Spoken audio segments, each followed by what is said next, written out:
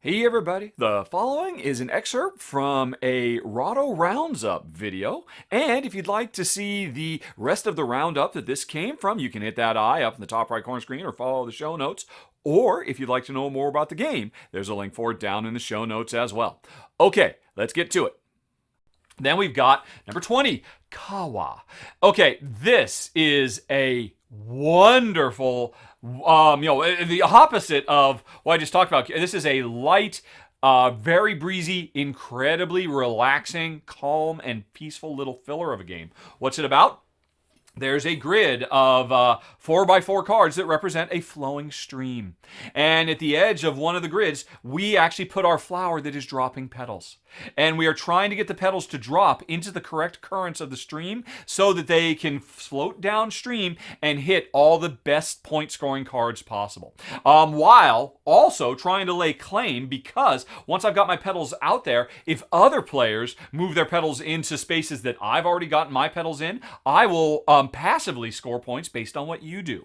So it's a really interesting game. It's deceptively deep. It looks so simple and gateway-ish, but there's a lot to consider, especially because another thing we're doing is we're constantly moving the cards in this 4x4 grid around and changing the flow of the stream, so that it can, I'll just completely avoid that area you've laid claim over, or what have you. So it's a sharp game, and plus it comes with extra little modules that change it up, because there can be different things in the stream, like a katana that will cut your petals in half and duplicate them. So now a petal goes two paths and scores more points, and insects and animals. There's a frog and all kinds of stuff that just really introduce interesting, fun, different ways to shake up the core formula. And the core formula is really good.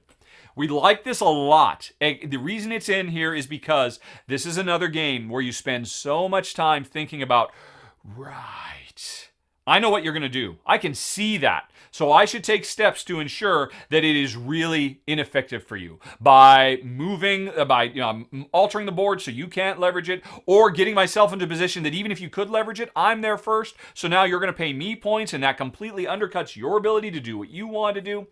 It's not aggressive. Unlike Curious Cargo, you don't take turns that directly.